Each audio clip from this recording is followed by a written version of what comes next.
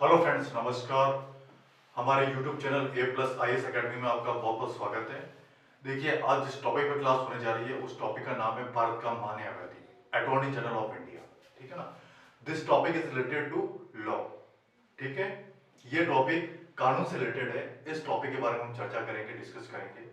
देखिए, इस टॉपिक पर चर्चा क्यों जरूरी है, इसका क्या कारण है, इसकी पूरी डिटेल स्टडी आज की इस क्लास में हमारी होगी, आज के इस वीडियो में हमारी होगी।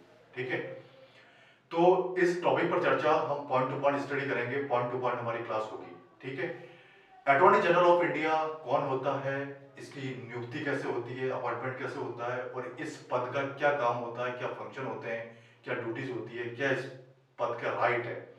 ठीक है, ये पद कब सर्जित हुआ था, कब ये पद अस्तित्व में आया था, इस बारे में आज डिटेल डिस्कस हम इस क्लास में करने वाले हैं। तो ये क्लास हमारी एग्जाम पॉइंट ऑफ व्यू बहुत ही इंपॉर्टेंट क्लास है। This is fully dedicated class for UPSC. ठीक है, जो यूपीएससी के एस्पिरेंट्स है वो विशेष तौर पे ध्यान दें कि ये क्लास बहुत ही इंपॉर्टेंट है उनके लिए। इस क्लास को अच्छी तरह से सुने, पढ़ें, उस वीडियो को देखें और उसके बाद में आप लोग तैयारी करें। ठीक है, तो हम आज स्टार्ट करते हैं अटॉर्नी जनरल ऑफ इंडिया। ठीक है, हम स्टार्ट करते हैं अटॉर्नी जनरल ऑफ इंडिया। देखिए, आज के इस टॉपिक पे हमारी क्लास होगी attorney general of India. This topic is most important for IAS. ये बात हमेशा आप याद रखें, ये टॉपिक आईएएस के एग्जाम के हिसाब से बहुत ही इंपॉर्टेंट है, चाहे वो आईएएस का प्री का एग्जाम हो या मेंस का एग्जाम हो। ठीक है, यूपीएससी के exam point of view fully dedicated होकर आप इस वीडियो को देखें और इस क्लास को देखें, फिर अपनी इस क्लास की आप तैयारी करें। ठीक है, इस टॉपिक से रिलेटेड बहुत से क्वेश्चन एग्जाम में पूछे जाते हैं। ठीक है, तो इस टॉपिक की स्टडी भी पॉइंट टू पॉइंट होगी। तो हम स्टार्ट करने जा रहे हैं अटॉर्नी जनरल ऑफ इंडिया। इससे रिलेटेड पहला पॉइंट देखिए, फर्स्ट पॉइंट क्या है, संविधान में आर्टिकल 76, जो हमारे भारतीय संविधान में आर्टिकल 76 है, अनुच्छेद 76 है, भारत के महान्यायवादी अटॉर्नी जनरल ऑफ इंडिया के पद की व्यवस्था की गई है। यानी संविधान में जो आर्टिकल 76 है उसके अकॉर्डिंग भारत के महान्यायवादी के पद की व्यवस्था की गई है। Attorney general of India is the post related of article 76 Indian constitution. Okay, next point is देश का सर्वोच्च कानून अधिकारी होता है। ये जो अटॉर्नी जनरल ऑफ इंडिया है ये देश का सर्वोच्च कानून अधिकारी होता है। हमारे देश में सर्वोच्च कानून अधिकारी पद का नाम है अटॉर्नी जनरल ऑफ इंडिया।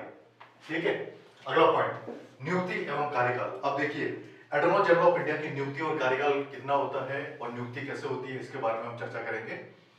तो नियुक्ति और कार्यकाल में देखते हैं, महान्यायवादी की नियुक्ति राष्ट्रपति द्वारा होती है। अटॉर्नी जनरल ऑफ इंडिया जो पोस्ट है इसका अपॉइंटमेंट हमारे भारत के प्रेसिडेंट के द्वारा होता है, भारत के राष्ट्रपति के द्वारा इनकी नियुक्ति की जाती है। ठीक है, अगला पॉइंट, उसमें उन योजनाओं का होना आवश्यक है जो सुप्रीम कोर्ट के किसी जज की नियुक्ति के लिए होती है। देखिए, इस पोस्ट में उन सभी योजनाओं का इन्वॉल्व होना आवश्यक है जो सुप्रीम कोर्ट के किसी जज के लिए होती है ना। एज सिमिलर ऑफ जज and attorney general of India, both are similar rules and follow. Okay, दूसरे शब्दों में उसके लिए आवश्यक है कि वह भारत का नागरिक हो। सबसे इंपॉर्टेंट बात यह है कि इस पद पर जिस व्यक्ति की नियुक्ति होने जा रही है उसके लिए आवश्यक है कि वह भारत का नागरिक हो, इंडिया का सिटीजन हो। ठीक है, अगला पॉइंट, उसे हाईकोर्ट के जज के रूप में कार्य करने का 5 वर्ष का अनुभव हो। जिस व्यक्ति की इस पे अपॉइंटमेंट हो रहा है उसे हाईकोर्ट के जज के रूप में कम से कम 5 वर्ष का अनुभव हो कार्य करने का। ठीक है, अगला पॉइंट, किसी हाईकोर्ट में वकालत का 10 वर्षों का अनुभव हो। किसी भी हाईकोर्ट में वकालत का 10 वर्षों का अनुभव हो। 5 वर्ष का तो अनुभव कम से कम चाहिए, लेकिन किसी भी हाईकोर्ट में वकालत का 10 वर्ष का अनुभव होना भी आवश्यक है अपॉइंटमेंट के लिए। ठीक है, अब देखते हैं इससे रिलेटेड अगली बात। आज जिस टॉपिक में हमारी क्लास हो रही है attorney general of India, Bharat का महान्यायवादी। ठीक है, उससे रिलेटेड अगला पॉइंट देखिए, अगला पॉइंट क्या है, राष्ट्रपति के मतानुसार यानी राष्ट्रपति के according according to Indian president वे न्यायिक मामलों का योग्य व्यक्ति हो। यानी इस पद पर जिस व्यक्ति की नियुक्ति हो रही है वे न्यायिक मामलों का योग्य व्यक्ति हो, यानी न्यायिक मामलों की उसे पूरी जानकारी होना आवश्यक है। Most compulsory for judicial related बातों की जानकारी होना आवश्यक है। ठीक है, अगला पॉइंट, महान्यायवादी के कार्यकाल को संविधान द्वारा निश्चित नहीं किया गया है। देखिए, भारतीय संविधान में अटॉर्नी जनरल ऑफ इंडिया की पोस्ट का जो कार्यकाल है वो भारतीय संविधान द्वारा निश्चित नहीं किया गया है। कोई फिक्स नहीं है कि इसका कार्यकाल कितना भी हो सकता है ना। ये बिल्कुल फिक्स बात, ना कोई आर्टिकल, ना कोई एविडेंस, ना कोई ऑर्डिनेंस इसमें पास किया गया है।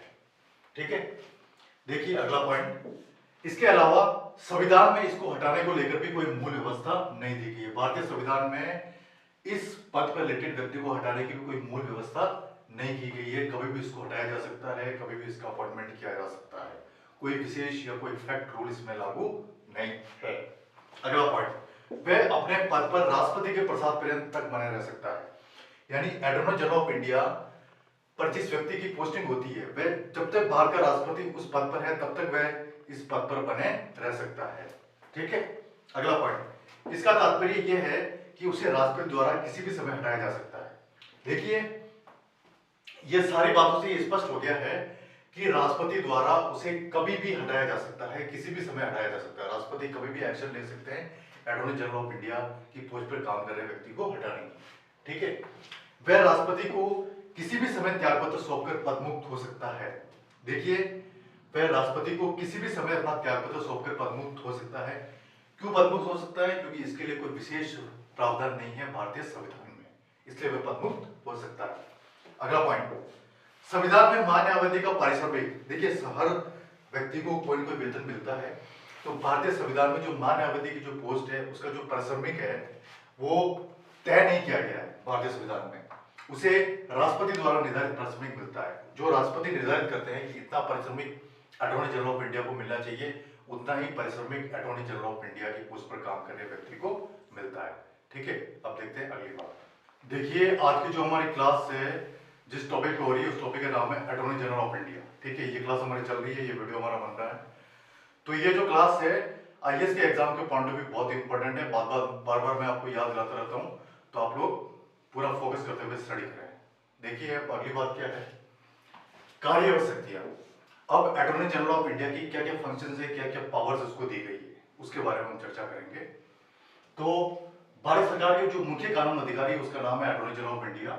मुख्य कानून अधिकारी के रूप में महान्यायवादी को निम्न कर्तव्य है। मुख्य कानून अधिकारी के रूप में जो महान्यायवादी की जो पोस्ट है उसके क्या क्या कर्तव्य है उसके बारे में हम पढ़ेंगे। देखिए, ये अगर इसके नाम को देखें महान्यायवादी, तो इसके नाम से स्पष्ट है, महा मतलब बहुत बड़ा न्याय, यानी बहुत बड़ा न्याय करने वाला व्यक्ति है ना। बहुत बड़ा न्याय करने वाला व्यक्ति महान्यायवादी कहलाता है। इसलिए इसको कानून का सर्वोच्च अधिकारी कहा गया है भारत में, अटॉर्नी जनरल ऑफ इंडिया। अब देखिए, इसका सबसे पहला कर्तव्य क्या है, भारत सरकार को विधि संबंधी ऐसे विषयों पर सलाह दें जो राष्ट्रपति द्वारा सौंपे गए हो।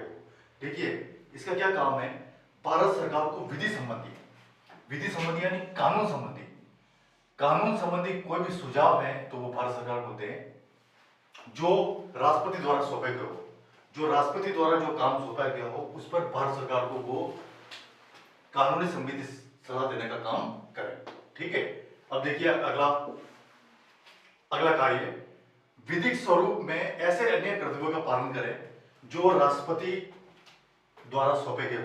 विधिक स्वरूप का मतलब जब वो कानून के रूप में काम करते हैं, विधिक स्वरूप में काम करते हैं, यानी विधि के अकॉर्डिंग जब वो काम करते हैं, तो ऐसे अन्य कर्तव्यों का पालन करें जो राष्ट्रपति द्वारा निर्धारित है या राष्ट्रपति द्वारा सौंपे गए हो। ठीक है, अगली बात, संविधान या किसी अन्य विधि द्वारा प्रदान किए गए कर्तव्यों का निर्वहन करना, या तो भारतीय संविधान के द्वारा या अन्य किसी विधि द्वारा, भारतीय संविधान द्वारा या अन्य किसी विधि द्वारा जो भी काम सौंपा गया हो उस काम को पूरी निष्ठा, ईमानदारी और लगन से करना, उसके कर्तव्यों का पालन करना। ठीक है, अगली बात, राष्ट्रपति महान्यायवादी को निम्न कार्य सौंपता है। भारत का जो राष्ट्रपति है वो महान्यायवादी को कौन से काम सौंपता है, उन कामों के बारे में हम चर्चा करेंगे। अब देखिए, इसमें सबसे पहली बात, भारत सरकार से रिलेटेड मैटर्स को, भारत सरकार से रिलेटेड कोई भी मैटर है उसको लेकर अगर सुप्रीम कोर्ट में भारत सरकार की ओर से पेश होना। देखिए, भारत सरकार से रिलेटेड कोई भी मैटर है उसको लेकर सुप्रीम कोर्ट में पेश होना, सबसे पहला काम तो ये सौंपता है राष्ट्रपति। ठीक है, अगला काम, संविधान के आर्टिकल 143 के तहत, जो भारतीय संविधान का आर्टिकल है 143, उसके तहत राष्ट्रपति के द्वारा सुप्रीम कोर्ट में भारत सरकार का प्रतिनिधित्व करना। देखिए, ये बात बहुत ही इंपॉर्टेंट है, इसको वापस सुनिए आप। संविधान के आर्टिकल 143 के तहत राष्ट्रपति के द्वारा सुप्रीम कोर्ट में भारत सरकार का प्रतिनिधित्व करना, यानी सुप्रीम कोर्ट में भारत सरकार का प्रतिनिधित्व करने का काम इनको सौंपा गया। ये काम ये करेंगे। ठीक है, देखिए हम पढ़ रहे हैं अटॉर्नी जनरल ऑफ इंडिया। इससे रिलेटेड अगली बात देखिए, अगली बात क्या है, जो शक्तियों के बारे में हम पढ़ रहे हैं, कार्य और शक्तियों के बारे में। तो अगली कार्य और शक्तियां क्या है, सरकार से रिलेटेड किसी मैटर्स में हाईकोर्ट में सुनवाई का अधिकार। देखिए भारत सरकार से रिलेटेड कोई भी मैटर है तो उसमें हाईकोर्ट में सुनवाई का अधिकार है अटॉर्नी जनरल ऑफ इंडिया। ठीक है, हाईकोर्ट में वो सुनवाई कर सकता है। ठीक है, अगला पॉइंट है आपका अधिकार एवं मर्यादा। अब अटॉर्नी जनरल ऑफ इंडिया की क्या क्या अधिकार है और क्या मर्यादा है उनके बारे में हम चर्चा करेंगे।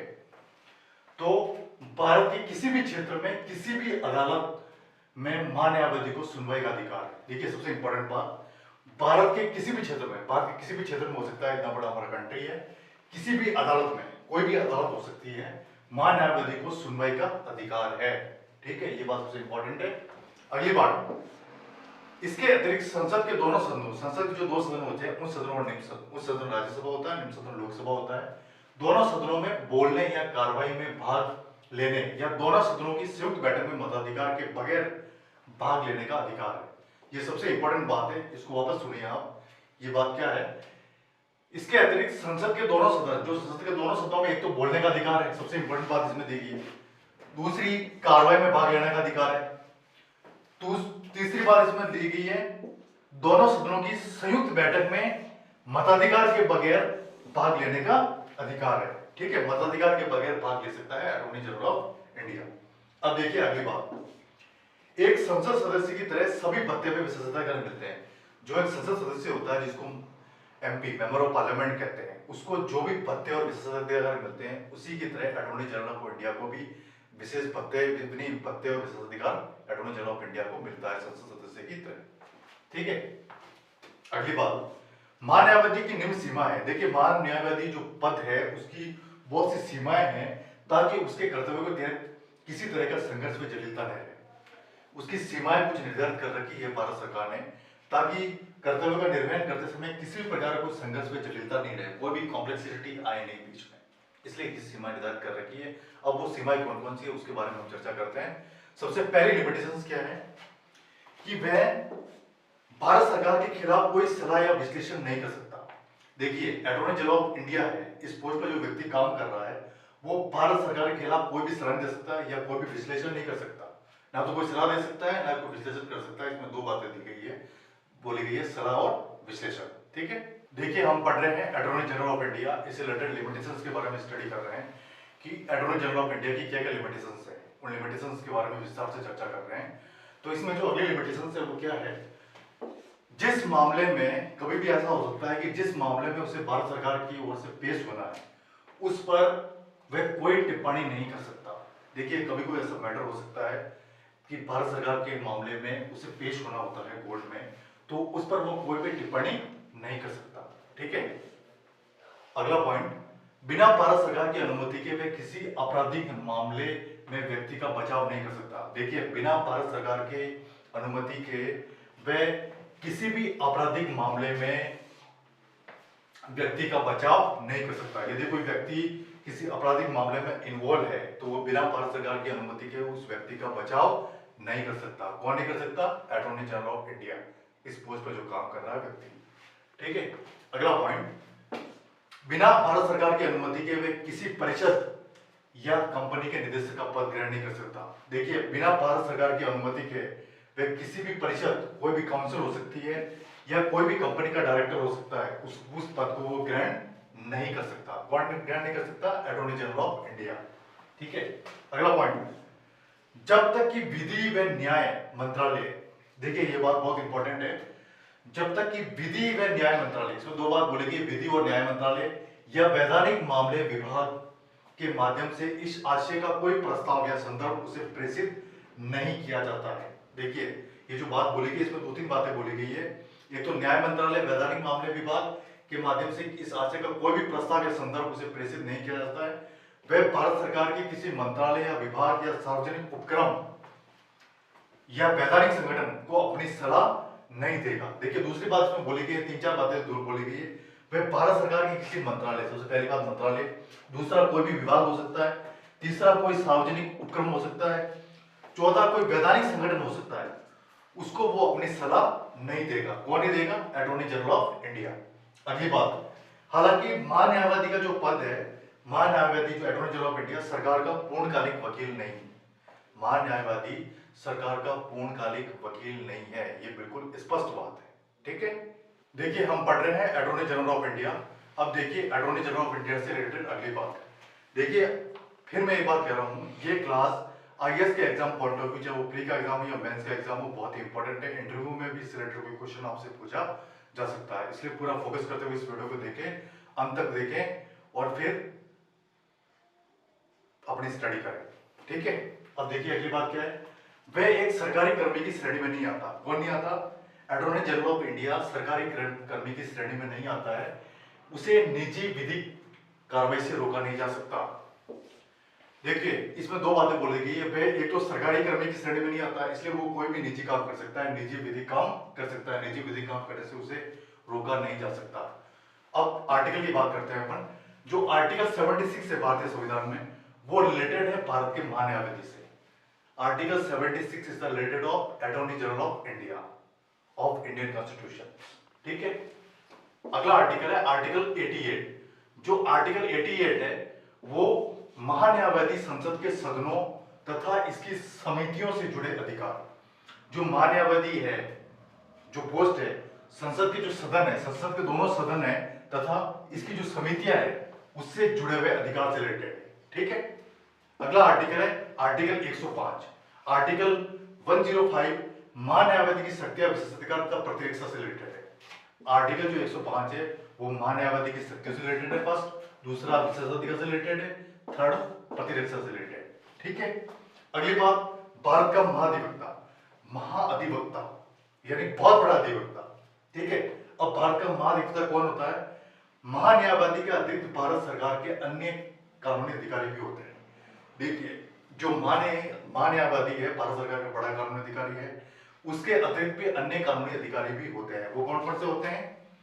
वह है, सबसे पहला तो भारत सरकार का महाधिवक्ता है, दूसरा अपर महाधिवक्ता। दो पोस्ट होती है इसमें, एक तो महाधिवक्ता और अपर महाधिवक्ता। ठीक है, अगली बात, वह महान्यायवादी को उसकी जिम्मेदारी पूरी करने में सहायता करते हैं। महान्यायवादी जो काम करते हैं उसकी जिम्मेदारी पूरी करने में सहायता करते हैं महाधिवक्ता और अपर महाधिवक्ता, ये दोनों इसकी जिम्मेदारी पूरी करने में सहायता करते हैं। किसकी सहायता करते हैं? अटॉर्नी जनरल ऑफ इंडिया की। ठीक है, अगला पॉइंट यह उल्लेखनीय है कि महान्यायवादी पद संविधान निर्मित है। यह उल्लेखनीय है कि जो महान्यायवादी का जो पद है वो संविधान निर्मित है। ठीक है, ठीक है, हम पढ़ रहे हैं अटॉर्नी जनरल ऑफ इंडिया, इससे रिलेटेड अगली बात। देखिए अगली बात क्या है, दूसरे शब्दों में ये कहा जा सकता है कि जो आर्टिकल 76 है, इससे पहले हमने आर्टिकल के बारे में आपको बताया था, जो आर्टिकल 76 है वो भारत के महान्यायवादी से रिलेटेड है, लेकिन आर्टिकल 76 में महाधिवक्ता व अपर महाधिवक्ता का कोई प्रावधान नहीं है, कोई उल्लेख नहीं है। अगला पॉइंट, महान्यायवादी केंद्रीय कैबिनेट का सदस्य नहीं होता। जो महान्यायवादी है अटॉर्नी जनरल ऑफ इंडिया केंद्रीय कैबिनेट का सदस्य नहीं होता है। ठीक है, ये फैक्ट रूल है। अगली बात, सरकारी स्तर पर विधिक मामलों को देखने के लिए केंद्रीय कैबिनेट में पृथक विधि मंत्री होता है। देखो सरकारी स्तर पर जो भी कामकाज होता है, केंद्रीय मामलों को देखने के लिए या विधिक मामलों को देखने के लिए केंद्रीय स्तर पर अलग से विधि मंत्री होता है। ठीक है, जिसको केंद्रीय मंत्री, केंद्रीय विधि मंत्री भी कहते हैं। अगली बात, परंपरा यह है कि जब सरकार मंत्रिपरिषद त्याग पत्र दे दे, परंपरा यह है कि जब सरकार का मतलब पूरा मंत्रिमंडल अगर त्याग पत्र दे दे तो उसे बदल दिया जाए, त्याग पत्र दे दे या सरकार बदल दी जाए या उसे बदल दिया जाए तो उसे त्याग पत्र देना होता है। किसे त्याग पत्र देना होता है? अटॉर्नी जनरल ऑफ इंडिया को स्वतः ही अपना त्याग पत्र देना होता है, रेजिग्नेशन लेटर सौंपना होता है। ठीक है, अगली बात, क्योंकि उसकी नियुक्ति सरकार की सिफारिश से होती है, क्योंकि जो अटॉर्नी जनरल ऑफ इंडिया का पद है उसकी नियुक्ति सरकार की सिफारिश से होती है, भारत के राष्ट्रपति के द्वारा की जाती है। अगला पॉइंट, टिप्पणी के संदर्भ। अब देखिए अटॉर्नी जनरल ऑफ इंडिया की जो पोस्ट है उस पर आप टिप्पणी भी कर सकते हैं, कोई रेफरेंस देना चाहे वो भी दे सकते हैं। इससे रिलेटेड सबसे पहली बात क्या है, जो भारतीय संविधान का भाग 5 है उसमें जो अध्याय फर्स्ट है उसके आर्टिकल 76 में जो कार्यकारी में भारत के महान्यायवादी के बारे में उल्लेख है। ठीक है, ये बात मैंने आपको पहले बताई है और दोबारा बता रहा हूँ, ये एकमात्र ऐसा आर्टिकल है जिसमें पद का उल्लेख है। ठीक है, ये एकमात्र ऐसा आर्टिकल है, आर्टिकल 76 है, जिसमें पद का उल्लेख के बारे में चर्चा की गई है।